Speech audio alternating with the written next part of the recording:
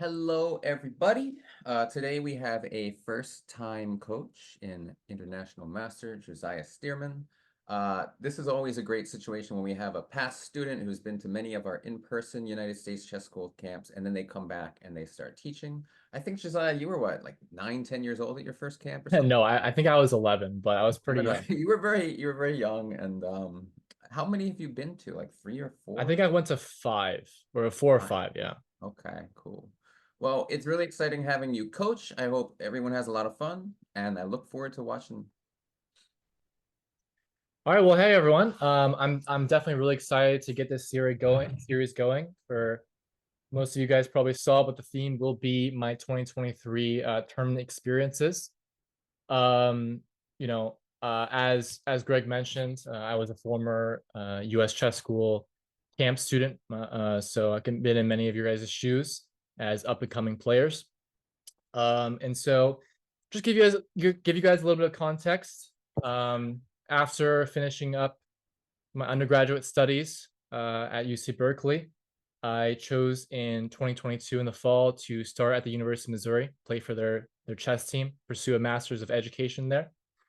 And I had big aspirations to become a GM, as hopefully a lot of you guys also have.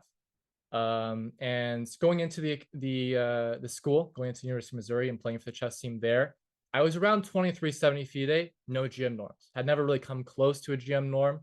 And my peak rating actually was 2435. So I was off my peak by like 60 points. I was somewhat discouraged due to that, but I was also, very prepared, very eager to learn from the coach there, Christian Kurilla. A lot of you guys may know him from watching commentaries through St. Louis Chess Club and more recently the C Squared podcast. So I was very eager to learn, very eager to practice with my Grandmaster teammates. But unfortunately, my first semester, I still hit a lot of roadblocks. And by January 2023, I was still 2360, actually at my all-time low for ever since I had become an international master. Still zero grandmaster norms after having played maybe 10 straight GM round robin tournaments. Your very own Kosta Kavutsky met me at a lot of those GM norm tournaments, battling it out. And so I was still at an all-time low, very, very discouraged. I was actually very, very close to kind of quitting my serious pursuit of Grandmaster title, focusing mostly on teaching. After all, I was doing a master's of education, so I knew that was kind of my way out, I suppose. If my playing career didn't work out, and if I was not able to proceed with my career. Now, this series hopefully will be very unique in terms of the perspective that I will bring. I think one thing that's not focused on a lot in terms of lessons and lectures and tournament experiences and game review is the psychology and the practical aspect that goes into chess games, into tournament experiences. And so for me, I think the biggest reason why I was able to make such a big jump in 2023, and for those of you who don't know, I've made 23 GM norms in 2023. I'm now at 2461 FIDE, and hopefully soon we'll hit the 2500 for my GM title.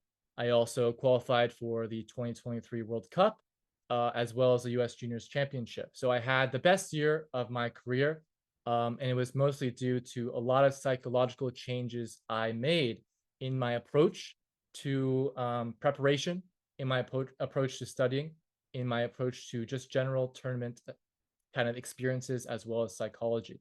And so I hope this kind of game by game analysis, tournament by tournament analysis will be very helpful in terms of your approach to tournament psychology, chess psychology, how you get back from losses, how you learn from losses, and also how you ride the momentum as well.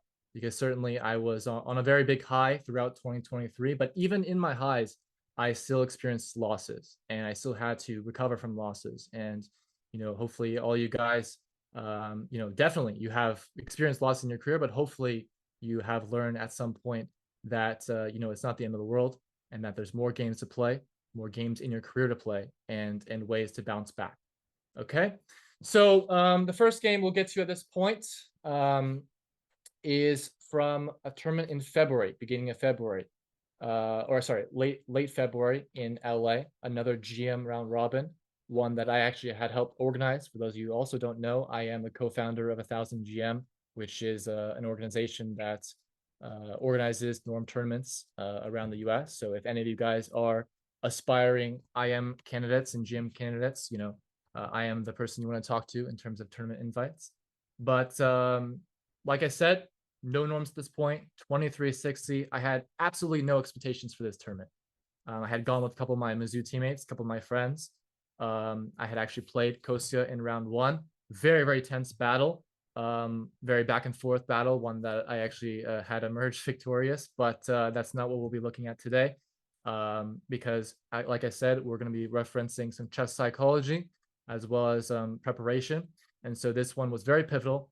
And the round four game, I was at 2 out of 3 in the tournaments, and the norm was 6.5 out of 9. And so clearly a win here with the white pieces against what was the bottom seed of our section would help kind of propel me along the way to hopefully my first GM norm. And so e4, e5, knight f3, knight c6, bishop b5. So I had noticed that my opponent, Sung-Ho Yim, he's a Korean FIDE master, has recently been playing the Ruy Lopez. And I'm sure many, many of you have played the Ruy Lopez before, either for or against. And I noticed that recently, at the time at least, recently, he had started playing a6, knight f6, and then bishop c5 in this move order.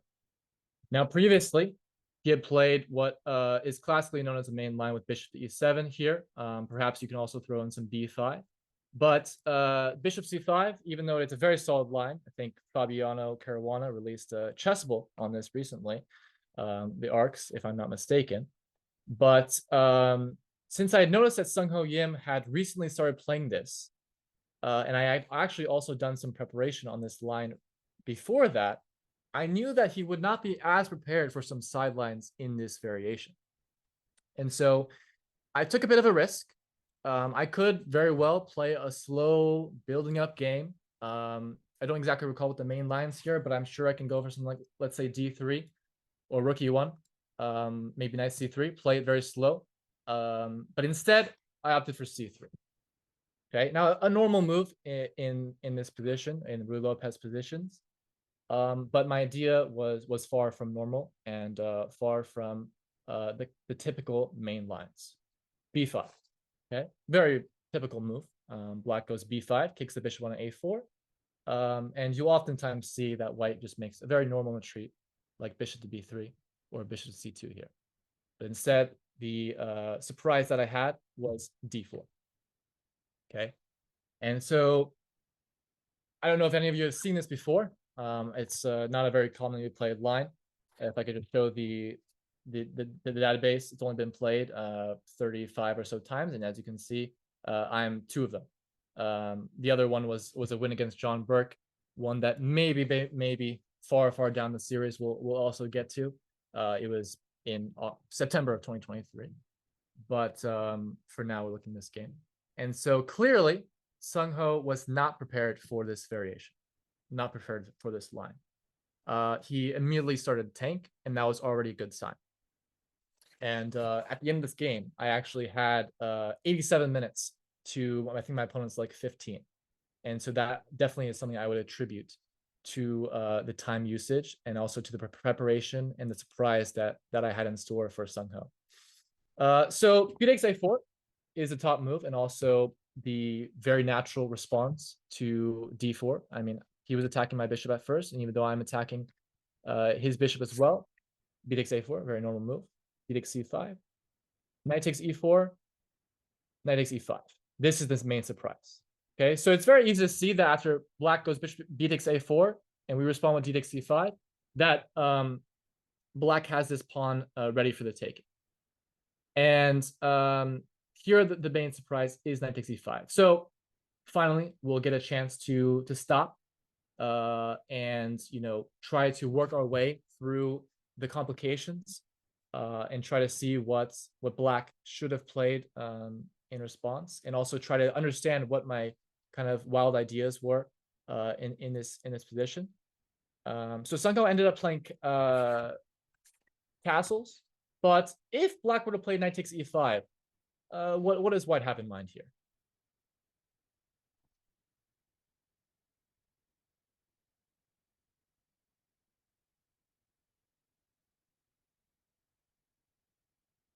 Yeah, so I'm seeing a lot of moves here.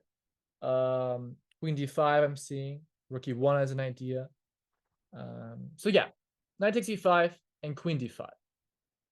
And this is actually the main line, the main very, very, very critical line in this variation. And I definitely was not thrilled if Sung Ho were to have played this, because either it would mean one of two things. Either he was good and that he would find this over the board, or number two, he was prepared. Okay. And so I was banking on the fact that if he was not prepared and he were to see this over the board, that number one, he would be scared of the fact that I had prepared this for him. And so he wouldn't want to go into any complicated lines. And number two, I mean, with the move queen d5, we're threatening the rook, as well as the two knights in the center. Okay. And so let's stop here once again, actually flip this for black, and see how black should have proceeded here. Because there actually is a very, very interesting way for black to proceed, and how actually John Burke played against me many, many months later, where black can actually put significant pressure on white. So I'm actually going to stop here for 1 minute, 1 minute or two, see if there's any answers that you guys can give. And this is the first one that I'll actually stop. And if anyone wants to send your answer along with an exclamation mark, and please do so privately to me. I may call on someone to share their thoughts and how they'd like to proceed.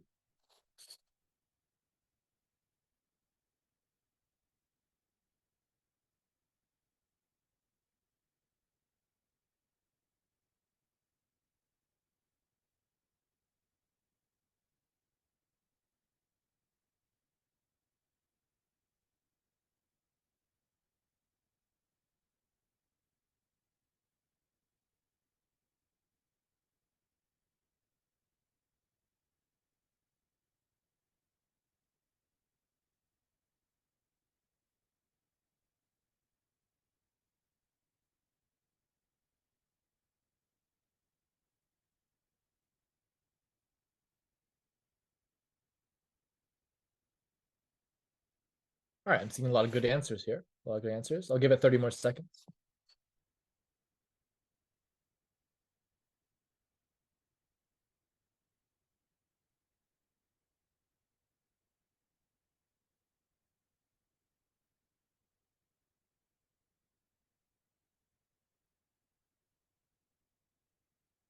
Okay.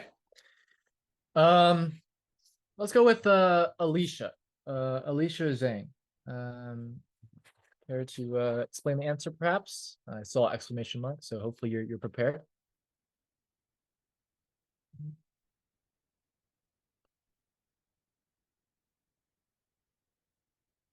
Unless I was just enthusiasm with the move. I like that as well.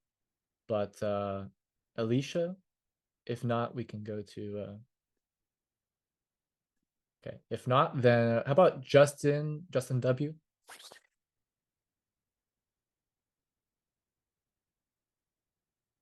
Okay. All right. So this is, bear with me. This is my first one. So okay. So all right.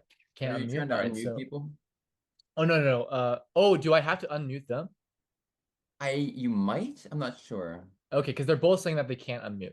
Yeah, you might have to unmute them. Ah, I see. Let me make Okay. All sure right. you're So I have set to up as go. a co-host and everything. I think you All are. right. I thought that they could just unmute themselves.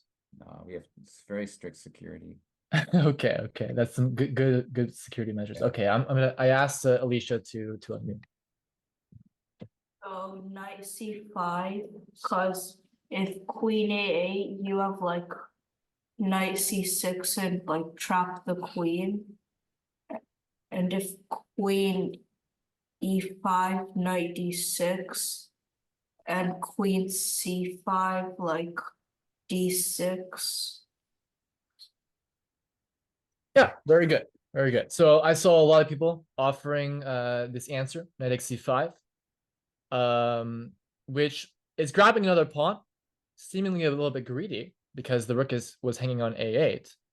But in all this craziness, if white were to take on e5, as Alicia mentioned, knight e6, blocking as well as defending the knight, and black is ready to castle next move and has a pawn to the name. Still a fairly imbalanced position. I mean, black's extra pawn, in fact, is this one on a4, so it's not much of an extra pawn. But clearly black has escaped the craziness. Will get castled, and it's fine here. On queen x c5, also d6, I think also out, like Alicia said, and castling will come very soon with that extra pawn on a4. And if queen x a8, this is the main line, a lot of crazy things happen after something like knight c6. I think white goes like bishop to e3, let's say. I'll flip the board back to white. And after knight e6, white's queen is trapped, though black does not have an easy way forward to win the queen. And so this is what I was prepared to go into. And I actually will admit that I didn't remember all the lines exactly. And so it was a bit of a gamble, but one that I was willing to partake in. And one thing about opening preparation, and something that I think I let go of, and it helped me in my preparation for these tournaments, is in these round robins, I was no longer super focused on I have to remember every single line. I have to go into every single game with perfect memorization.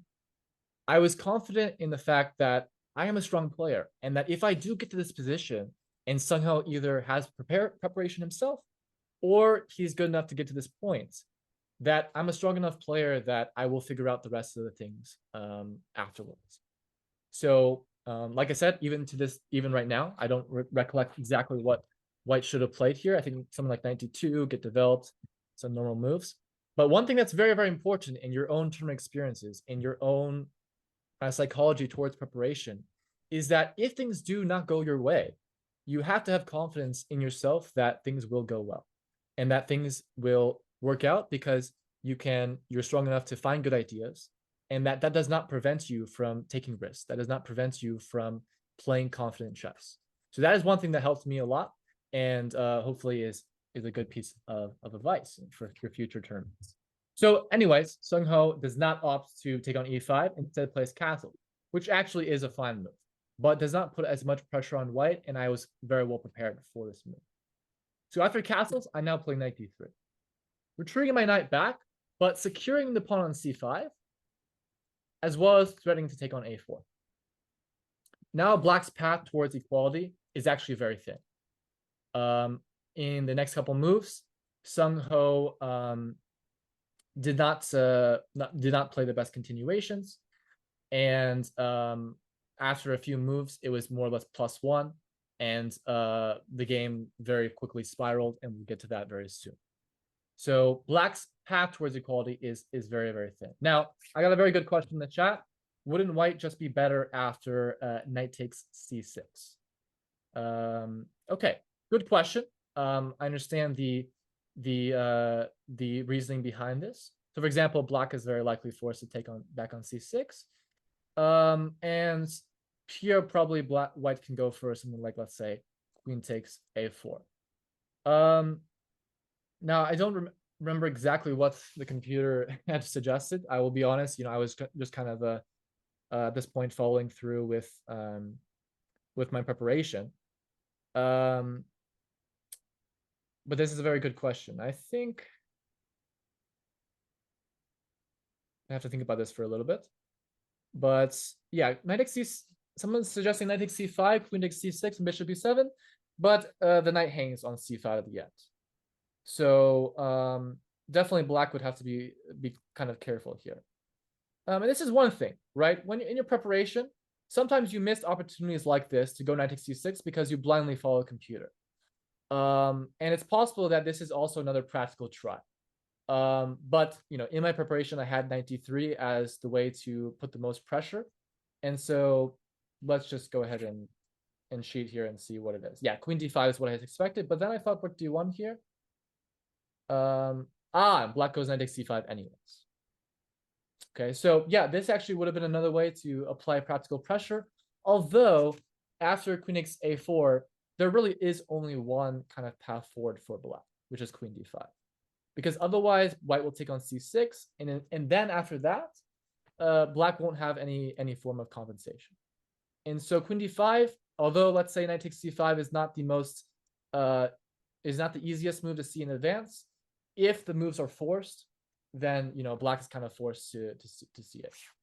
And what about bishop e3 instead of queen a4? Bishop to e3 instead of queen a4. I mean, it's certainly not a bad idea, though. With the opposite color bishops, I'm not sure how, for example, after rook take queen takes e1 and then rook b8, I think b2 is already falling, and white actually might have to be a little bit careful here. But additionally, because of the light square bishops, and with queens off the board, I think white lacks a lot of the practical edge that we'll see in the game's continuation. So a big part of my preparation, like I said, was putting that practical pressure on black and forcing black to make the moves that are perhaps not the easiest to make. Okay, so like I said, back to this position, and black to play after knight d3. Sorry, after knight d3. Okay, so I think there's only one way forward here for black to comfortably achieve equality. All right, so I'll give once again 1 to 2 minutes. Send your answers in the chat to me personally, please, and I'll call on someone.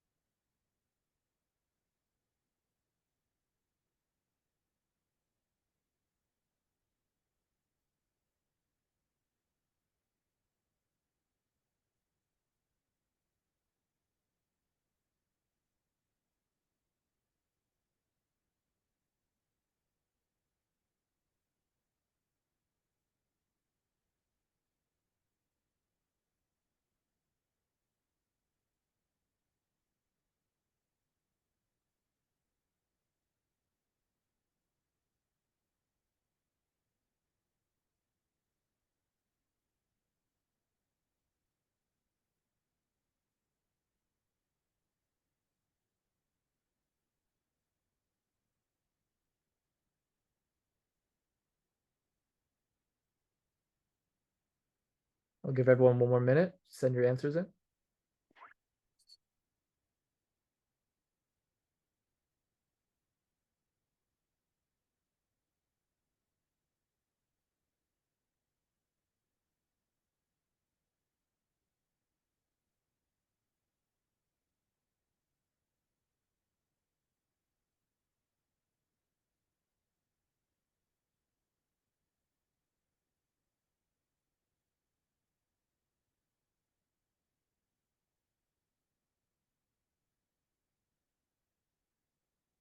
Okay.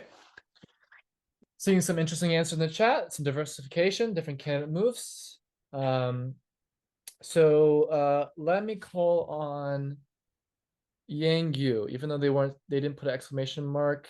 I can do that, right, Greg? If they don't put an exclamation mark, can I still ask them if they would like to give the answer? Yeah, I mean, I don't know if we've used the exclamation mark system for like a year or so. Oh, okay, okay. First started. So yeah, you can anyone who answers, you can unmute them, sure. All right, sounds good. All right, so Yang, I asked them to mute, and if not, there's another one.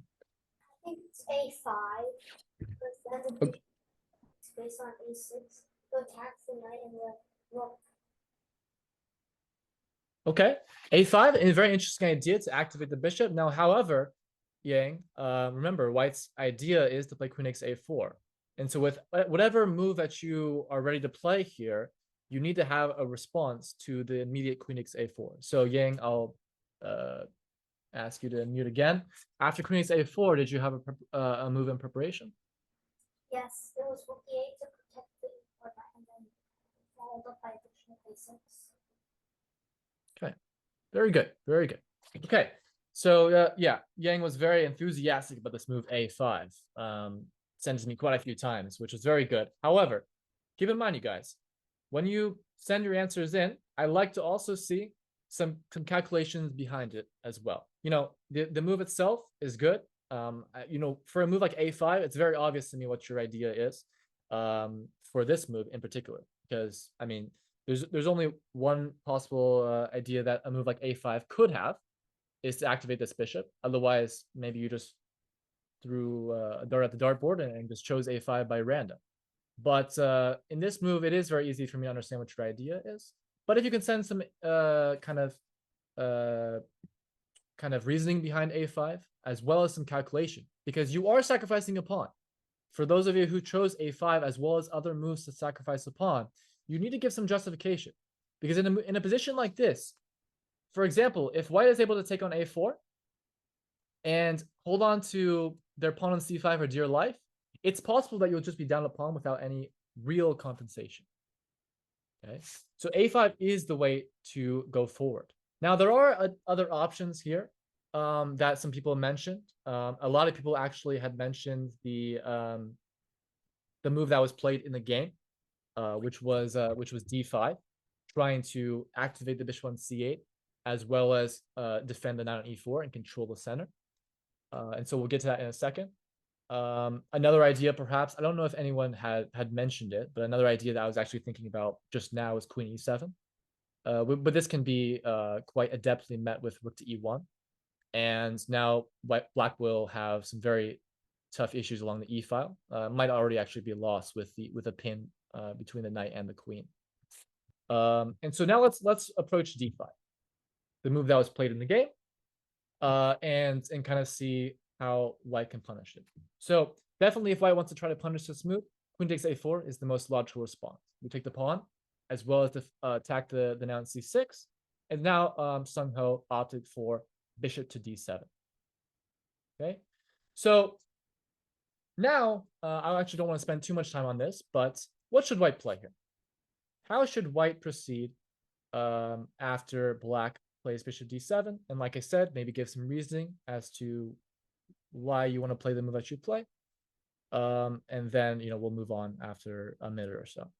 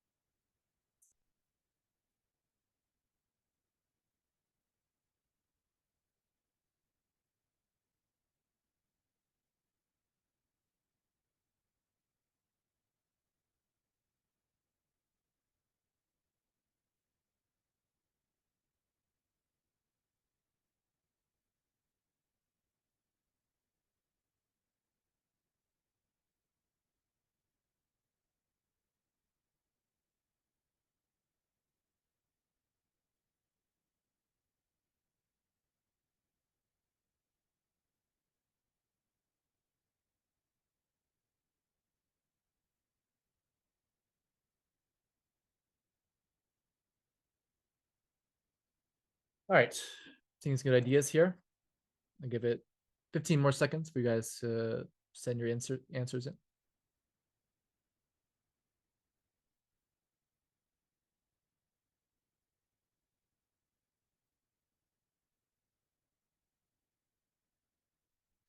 All right. So the most important kind of approach to this type of position is realizing what white's goal is. White's up a pawn. Do you keep that in mind? Means that white's goal is sorry, not compensation. That's black's goal. White's goal is to consolidation. And to do so, white has this big issue, which is development. Black has developed the knight, both knights, the bishop on d7, creating a threat of discovery. Whereas white still has the problem bishop on c1, as well as the knight on b1. And so white needs to place their pieces, structure their pieces in a way that white will be able to coordinate the development in a very, very, hopefully, efficient manner. So Eric, try to unmute Eric. Eric, how would you like to coordinate your pieces? Queen b1 with the idea of bishop e3 and knight d2. Okay, yes, very good. I think this is the most straightforward way to go. Now, there's other good ways to approach this. I think queen c2 is also sufficient, but I actually wanted the queen on d1 as I was playing the game to potentially cover this diagonal as well. Whereas the queen on c2 potentially did not have the same access. So, you know, for example, a move like queen h4, let's say, you know, my queen doesn't have as easy access if it was on c2 to defend the king side. And at this point, I think I had around like still 90 minutes, and my opponent had like 50 or so. And over the next couple of moves, Sung Ho took around like I think 20 minutes. I took like 30 seconds per move, and he had made no progress. And the game was very, very quickly over. So Black played knight e7, hopefully with the idea of transferring the knight over to the king side, but very simply. Oh, actually, not so simply, but knight a3. I forgot that this is the move I had played first. But I do want to move on to the next series of game or next game. So knight a3. Simply going to c2 followed by d4, which is a very, very strong outpost given my pawn on c5 blocking Black's access to kicking the knight away from d4. So originally, as Eric mentioned, one of my ideas was bishop to e3 followed by knight d2. But after seeing Sung Ho's idea of knight e7 followed by a potential knight f5, I was no longer as attracted to simply putting the bishop on e3 and challenging the knight on e4 with knight d2. So I instead adapted and chose this development of my knight. Sung Ho on knight g6, f3, kicking back the knight before playing knight c2, seizing that opportunity to play f3 while I could. Rook e8, knight to d4, threatening c6, and so Black went knight e5. I took bishop c6, then bishop to f4, and then queen to d2. Very, very just logical continuations. And at this point, I think it's probably clear to almost everyone that white is very close to being completely winning. This extra pawn that we have is this pawn on c6, preventing this bishop from having any squares at all. And finally, the queen goes to d2, connecting the two rooks. And it was just a matter of time before the game finished. Bishop to e6, rook to e1, h6, and then here, rook to e2. I could have taken on h6, and actually, for around 2 minutes, I had calculated the ideas of bishop h6.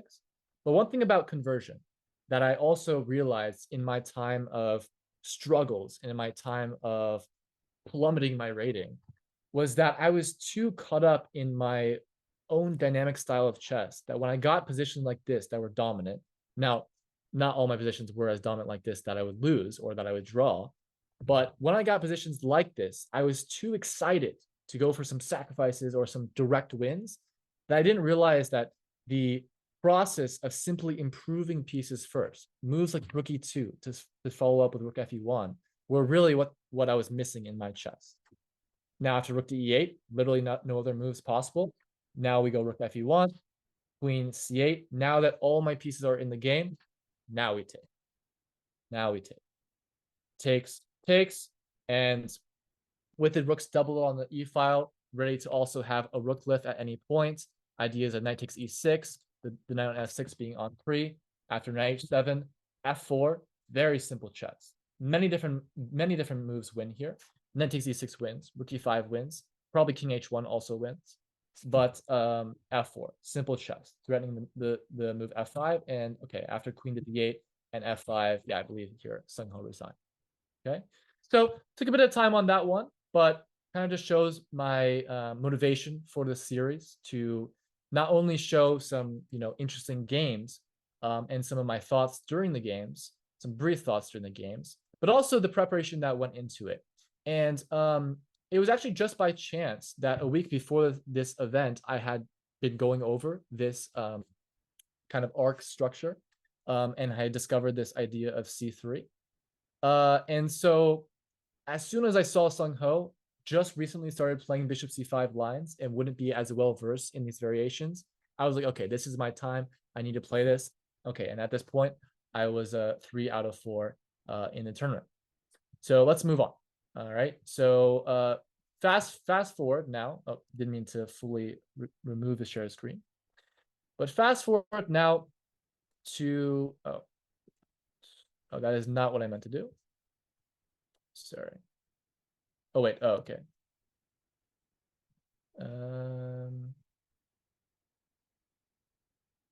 All right, we'll stop that. Okay. So fast forward now to my game against Justin Wang. I think this was either in round 5 or 6. Don't fully recall. But this was a very, very important part of the tournament. Actually, no, I think it was actually round 7, because after this game, after holding this game, I needed 1.5 out of 2 in the last game. So this was round 7, and actually Justin also at this point had 4 out of 6 going into this round. So he needed 2.5 out of 3. A win against me would also put him in a position to have 1.5 out of 2 in the last 2 games. And so I have a very tumultuous past against Justin Wang, a player who most of you guys probably have at least heard of or know. I think going into this game, I had lost 3 in a row to him. And I also, unfortunately, lost to him at US Juniors, a game that I will unfortunately have to show later on in this series. I lost in 20 moves or so. A very, very embarrassing loss. But in this game in particular, I was put under immense pressure. Now, I actually want to fast forward all the way until the end game. All the way into the end game, because and you guys will see why. All right, so okay, so this point right here. Okay, so does anyone know what this is called?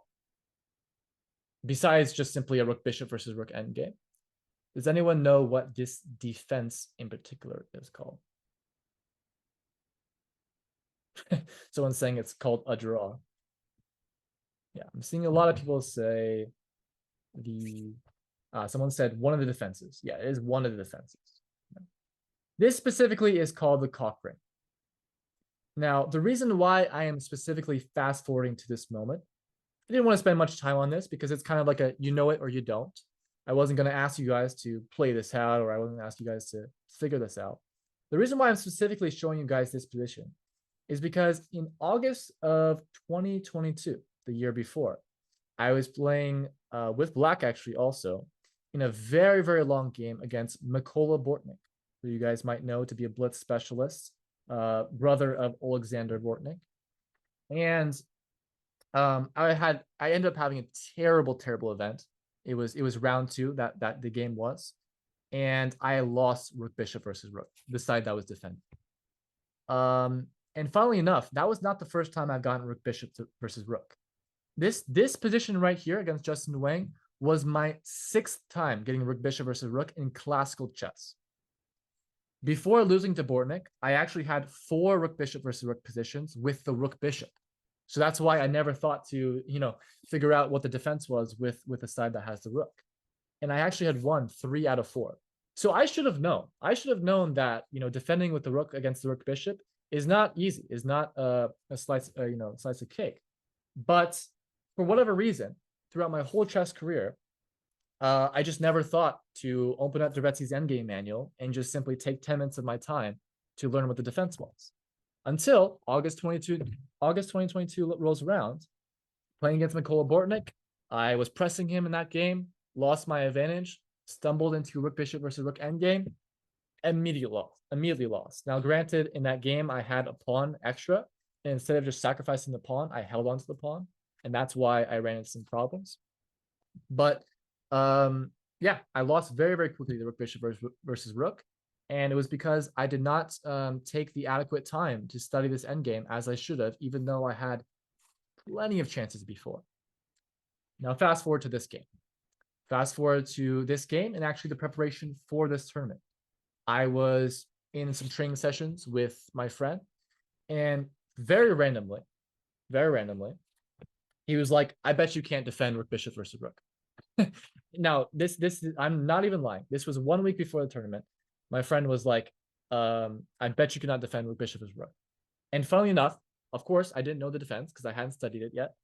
And he was pressing me. I didn't know the cock ring defense, but he also didn't know the way to win. So we both had no idea what we were doing. And so I ended up drawing because it was a blitz game, and he didn't know the way to win once you get to the winning position. I won't get into the details of that.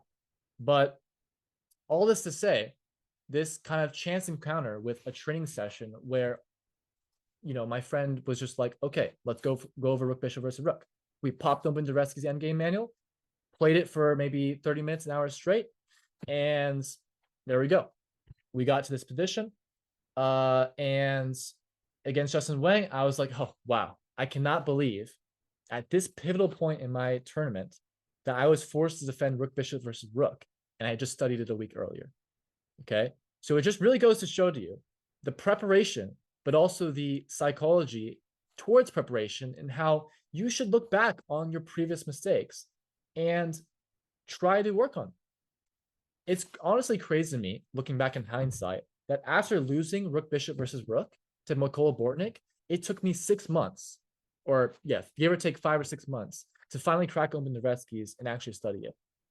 And mind you, I've been kind of a competitive chess player since I was 4 or 5, right? And even though through those 13, 14, 15 years of competitive chess at the highest of levels, I still had not accumulated that wherewithal and that understanding that even after losing rook bishop versus rook, I should just simply crack open Dvoretsky's and take the little time that it is to work on what my weaknesses were and to overcome that weakness, which was this simple endgame. And it really just happened by chance that I had studied it. And I'm very glad that I did, because it resulted in my first Grandmaster Norm. Now, I will ask this though. Rook e2, king f5. Now, white's idea is to try to get as close to the black king as possible. Very obviously, white cannot go to e6 because the bishop is hanging, or f6 or d6 for similar reasons. So king f5, white will try to move the bishop and then bring the king in. So I will take just 1 second here to see, if you guys know what to do here. And certainly this is, informative, hopefully, for some of you who are not aware of this defense and continuation. So yeah.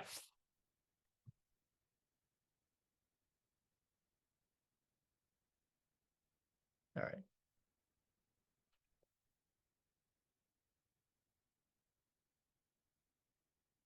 Seeing some answers here. Yeah. Okay. Do you want to move on to our last game? So like I said, we're not going to spend too much time on this. But the answer is king to d8. Now, I think there actually are some other drawing moves. I do think that simply going back to e1 is a draw, though your path towards draw is much more difficult. And so the idea is king d8, and white's path towards victory, or hopefully victory, is to go bishop to d5. And now we set up what's called the second rank defense. Rook to e7. If you play rook to e1, white will go bishop to e6. And now the plan for white is to get the king to d6. And if white is able to get the king to d6 and cover it with the bishop on d5, then black is actually very close to losing, if not already losing. Okay. So similarly, if white goes king to d5, you would like to go to king f8, because you don't want to line your kings up. All right. If you have opposition with the white king, then that opens up all sorts of checkmating ideas. Now, once again, if you'd like to see more of the intricate ideas of this, I suggest opening Dvoretsky's endgame manual and studying it for a bit, training it for a bit. And please do not make the same mistake that I did throughout my career, losing a game. And just as an FYI, in that August tournament that I lost to Bortnik, I was in such bad mental state after that loss because I knew it was avoidable. I was so upset with myself that I just did not play rook bishop versus rook, even though it's such an easy fix. I went on to lose 25 FIDE in that event. Now, to some of you, that might not seem like a lot because you're on K40, but it's the equivalent of you on K40 losing 100 points. Okay. And I didn't withdraw from that tournament, I don't think, but it was a very, very devastating blow to my mental. And this is what can happen. Okay. You don't put the effort into studying, and also the wherewithal and the understanding that this is a very, very easy fix. Take a little bit of time in Dvoretsky's and open it up and solve that. Okay. So hopefully it was informative. Also, maybe a wake up call to some who were not aware of the best way forward, or the technique forward, and a small little anecdote that further reminded me of the importance of preparation before the tournament. Further reminded me of the need to study basic end games, even though it's such a slow chance of it happening in a real game. This was not only a real game, but it was a very, very important game that catapulted me to my first GM norm. And now we'll look at the next game. So I was only sharing my one chess-based screen, so hopefully in this time of me, okay, okay, I'm in time. All right, so in the future, I'll just share my whole screen. I'm used to when I get going to give my own lessons to just share the chess-based screen. But anyways, this last game of today, not as much time as I'd like to go over this game because it was a very, very pivotal game, but I will go over the key moments. And as I mentioned at the very, very beginning, the key psychological kind of preparations that I did for this game to, trip my opponent up. So my opponent in this game, Ryo Chen, also another well-known talent, and also a player who I had not so good record against. Going into this game, I was 0-2 against him, even though I had played him back when he was like 10, still beat me. And so I knew that was not going to be an easy game. Now, going into this round, unfortunately, Ryo was, I think he was on 1 out of 7, having not so great of a tournament, but I was not going to take that for granted. Surely not. Now, given that's the case, given that Ryo was on 1 out of 7, and I was having what was amounting to be the tournament of my life at that point, I was feeling pretty good, feeling pretty confident, even though I had the black pieces, which usually means like, oh, you should be solid, you should hold. I really wanted to win this game. In the last round, I had white against the GM, and so I kind of knew that if I had won this game, that I likely would have a draw if I needed to in the last game to secure my norm. And so I was feeling pretty confident. I wanted to put pressure on Ryo. And if you ever play round robins and there's that one kind of player who's struggling through the tournament, I know it sounds kind of brutal, but you got to attack them. Okay. Now, I know it's brutal, but I've been that player. I've been that player who was in Ryo's shoes, who's been tanking the tournament. And I will tell you, if you were to attack me, go at me, I would keep fumbling. And hopefully at this point in my round robin experiences, I'm at the point where that will not be the case. I will, continue to fight. But if you are ever in a round robin, that's the mentality you should have, even with the black pieces. Okay, you always want to attack, especially if you're in a position where you're confident in your play, and your opponent is kind of having a poor tournament, and they're not so confident in their own play and their own opening preparation. Then you might want to go into it with that mindset. So going into this game, and preparing for Ryo's 1e4, I was thinking about what I could play. Because I could play the Sicilian, which is my main opening. Okay. I could play the Sicilian and go into his wheelhouse. He's a very dynamic player. If you guys don't know him, I mean, he's very, very young, talented player. Most of them are dynamic. And so I was preparing for about 45 minutes, some Sicilian variation. And then I realized this kind of psychological advantage that I would have over him in terms of like, oh, he's not having a great tournament. I'm having a good tournament. And I wanted to surprise him. I really wanted to surprise him.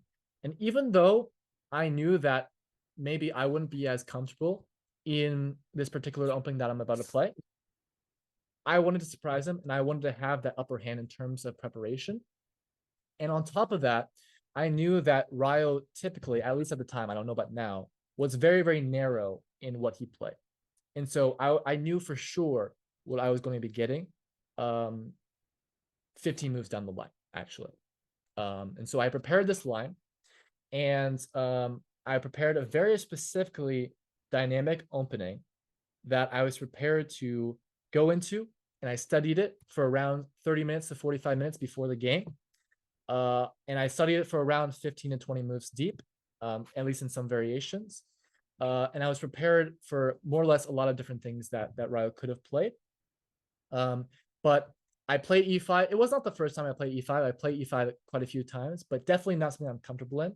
I was playing c5 from when I was 5 years old to when I was 17 around, exclusively, only c5.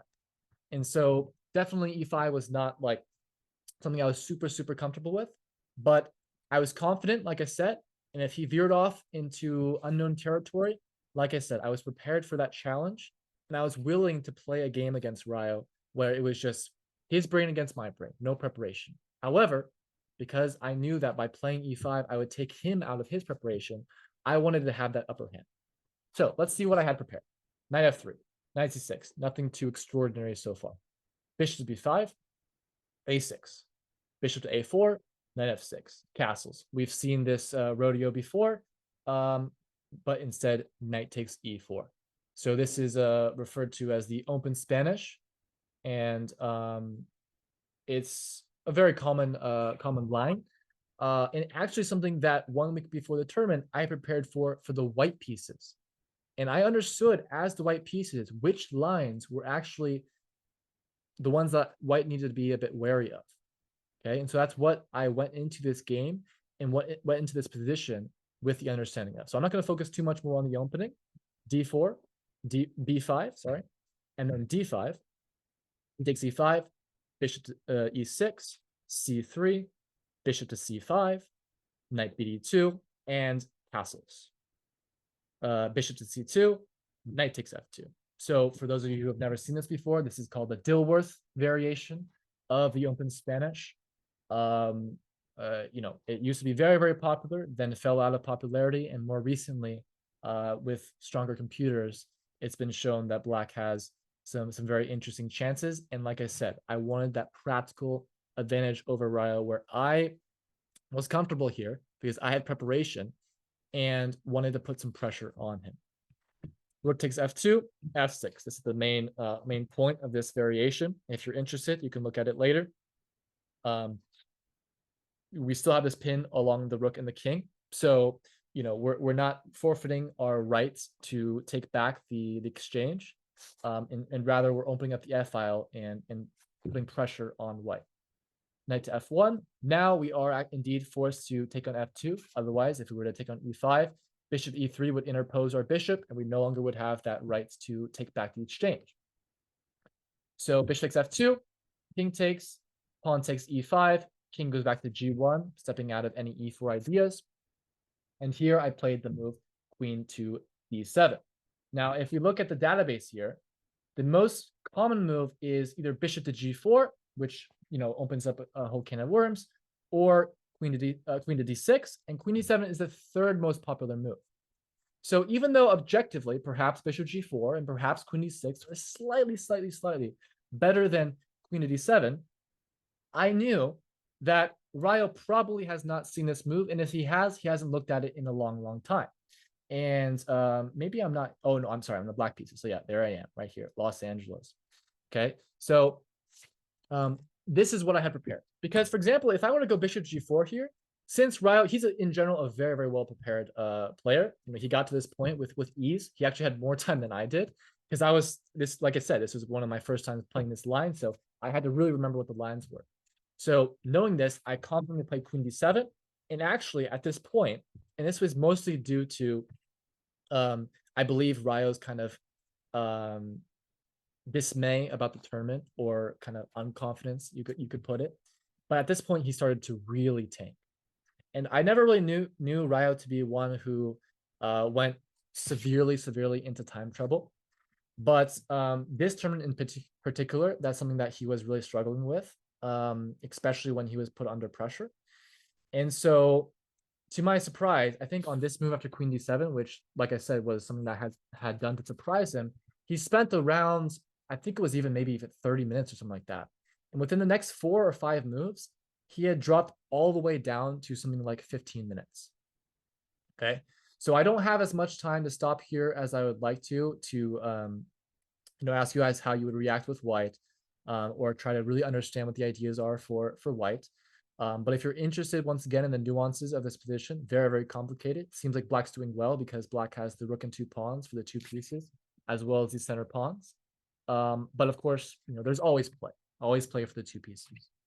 So here, Ryo played b3. Now, I knew this was a mistake because it wasn't in my opening file, but unfortunately here, I actually made probably one of my biggest mistakes of the tournament. It didn't end up costing me, but I made one of my biggest mistakes of the tournament, which was blitzing out queen d6. Okay, because in Ryo's 30-minute thing, in my mindset, I was like, okay, what could he possibly be thinking about playing? What could he possibly conjure up to play? And I thought about b3, and in some other variations that I had seen in my opening lines, I knew that b3 was an idea, and that sometimes you could meet b3 with another queen d7 to queen d6 to prevent bishop a3, as well as to kind of go back into the main lines, where basically instead of going queen d6 here with the pawn on b2, it's on b3. But the reason why I say this was my biggest mistake of the tournament, perhaps, is I missed the opportunity here to now go bishop to g4. And the big difference is that in this line, with b3, that's an additional weakness. And on top of that, with the ability for this rook to come into the game a lot easier with the queen no longer on d8, the main line, or what should be the main line of something like 93 takes, Black is immediately ready to come in with queen h3 and start the attack. Whereas if the queen's on d8, that's not a possibility. So big mistake on my part, kind of reverting back to my old self of a not collected, impulsive decision maker. And I went queen d6 immediately. So white went bishop to e3. I went b4. A common idea in this deal work, which basically is to remove the c pawn, or try to at least, so that these two pawns have free reign up the board. White responds with knight to g5, attacking the bishop as well as the h7 pawn. I immediately respond with bishop f5. And mind you, at this point, I had around 88 minutes still left on the clock, mostly due to my queen d6 mishap where I did not take enough time. White went bishop takes e4. Sorry, bishop takes f5. Rook takes f5, and then c4. So here I finally clicked in, finally settled in, and spent a whopping 7 minutes. So not a lot of time, but for me, that was a lot of time.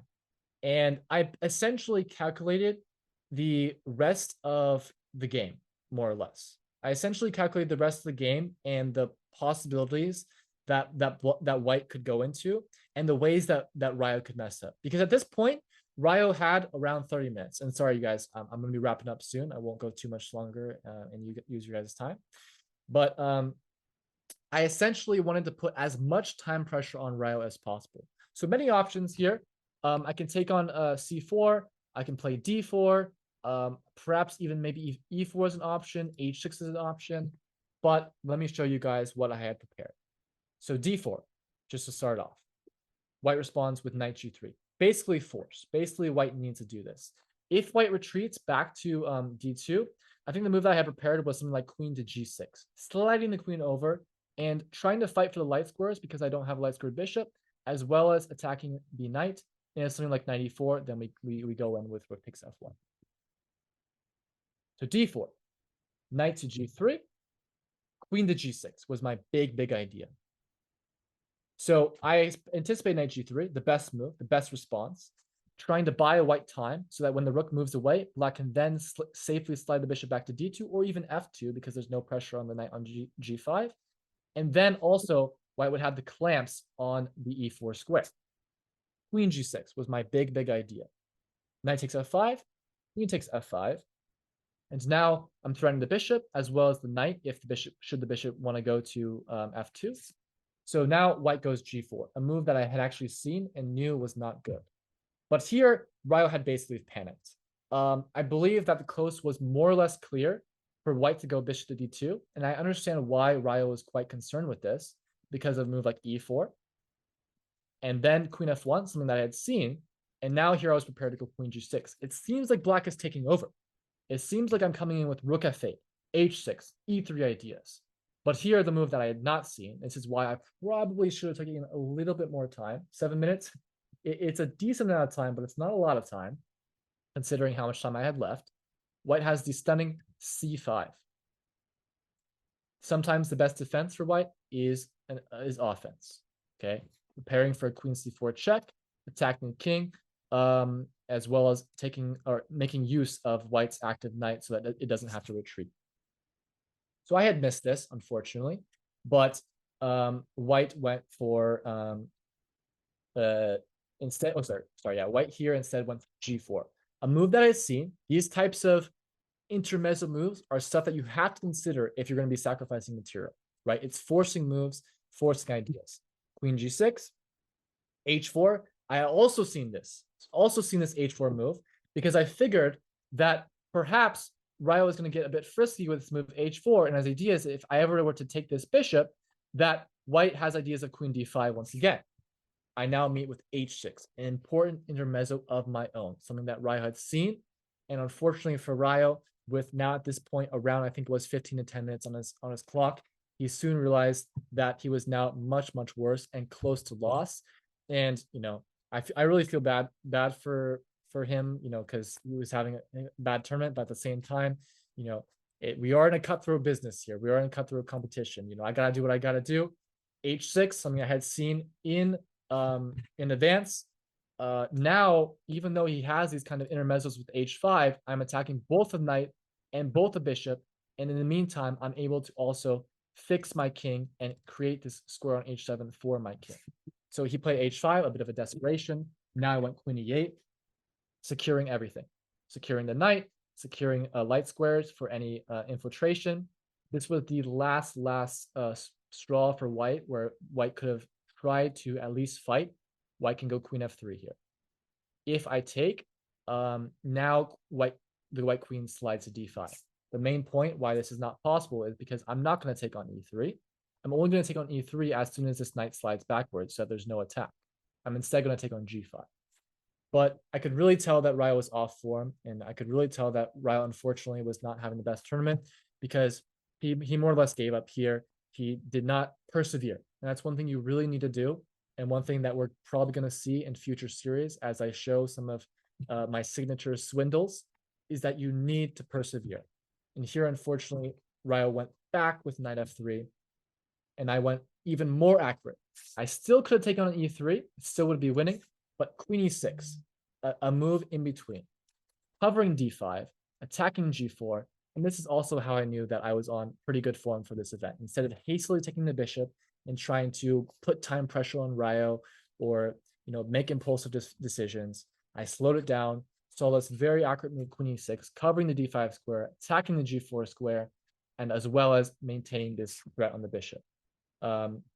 If white plays something like bishop f2, black has more than enough to crush here, taking on g4, bringing the rook into f8, even taking h5 if black pleases. Knight h4 was played. I took on e3, knight f5, rook to d8, capturing the d file, followed by knight to d4, and very soon after, the game was over. So, apologies for going a bit long here. I was, working on time management through, the chat and stuff. Was my first for lessons. So, thank you for bearing with me, guys, today. This was the conclusion of my first part of my 2023 experiences. We'll likely, hopefully in the future lessons, go through my other GM norms that I achieved, as well as my World Cup experience and perhaps also my US Juniors experience.